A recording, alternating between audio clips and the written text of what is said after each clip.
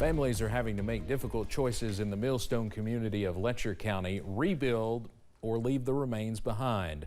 Will Puckett talked to a family who has called Millstone home for decades, who are stuck in the middle of those two choices. Nothing on the ground, and then within moments, water and mud as high as the first floor ceiling of the homes. That is the story of the flooding 4 weeks ago here in the Millstone community of Letcher County. I talked with siblings who have lived in their homes or next to one of their homes for as long as they can remember. One, Dean, he got out to go check on his daughter and couldn't get back into his community for nearly 13 hours when his wife and sister were stranded on their roof for the entirety of that 13 hours. Dean and his wife, Melissa, they say they're going to rebuild, repair their house and move from there. While Gina says she's going to tear down and see what goes on from then. Right now it's a house because the home part is gone now. But we can make new memories. Memories can be made.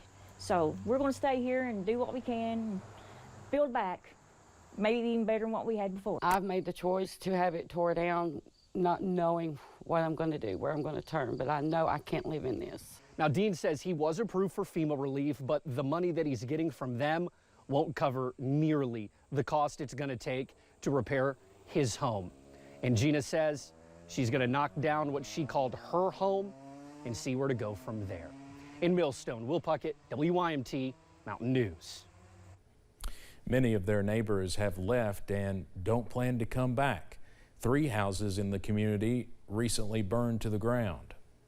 Since the flood happened, we have heard several reports of looters ravaging what's left of people's homes across Perry County.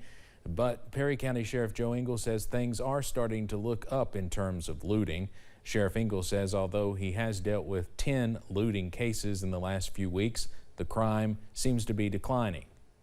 We're starting to get more of a stable situation in our community than what it was just after. You know, those few days there where it was kind of things were really uncertain, and we had to get extra help and make an example out of some people. So, but we're starting to get more stable. We see that.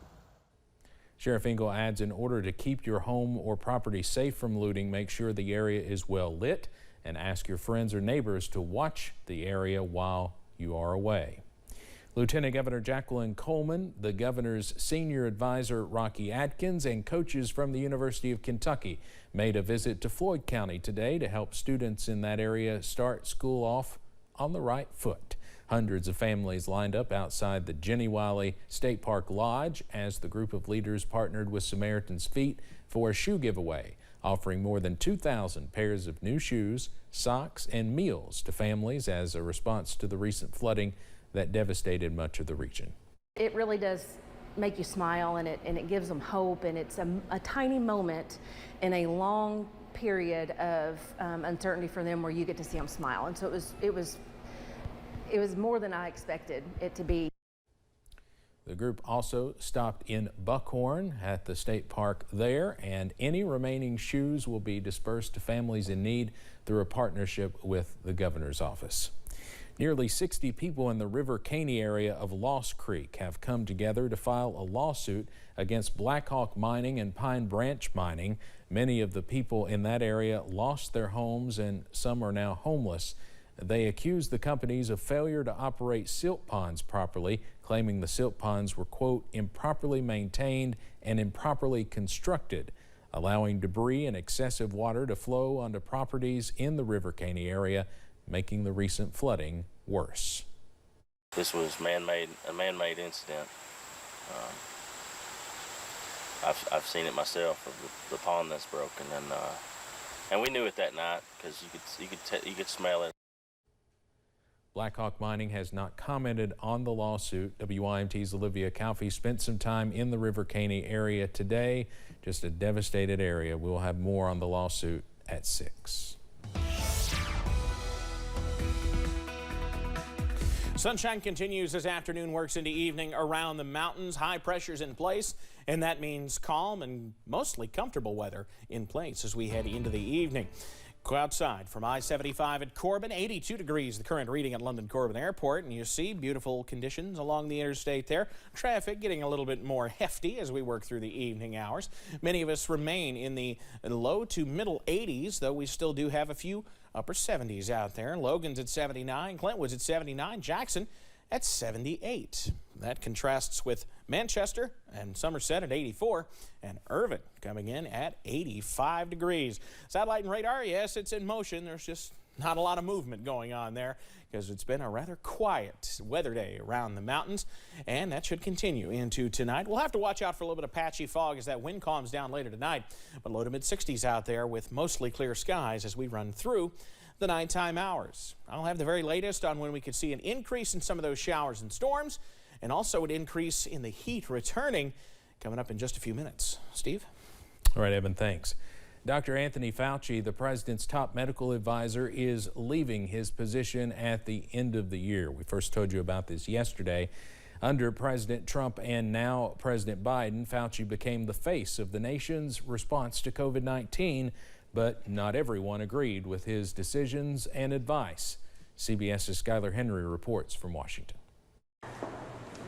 Dr. Anthony Fauci says he will be stepping down from his job as director of the National Institute of Allergy and Infectious Diseases, as well as his position of chief medical advisor to President Joe Biden in December.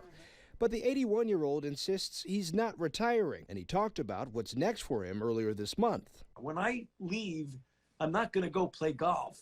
I'm going to continue to be doing the things that I'm doing, only in a different venue. During his long career, the Brooklyn native advised 7 presidents from both parties and was a leader in the federal response to HIV, AIDS, and other infectious diseases. But it was his visibility during the COVID-19 pandemic that made him a household name. What we're seeing now in actual real time is something that's unprecedented. He also drew criticism from Republicans who questioned his views on everything from vaccines to treatments. You have politically attacked your colleagues and in a politically reprehensible way. House Minority Speaker Kevin McCarthy tweeted that Dr. Fauci lost the trust of the American people when his guidance unnecessarily kept schools closed and businesses shut, and vowed that Republicans will hold him accountable if they win back the House. Skylar Henry, CBS News, Washington.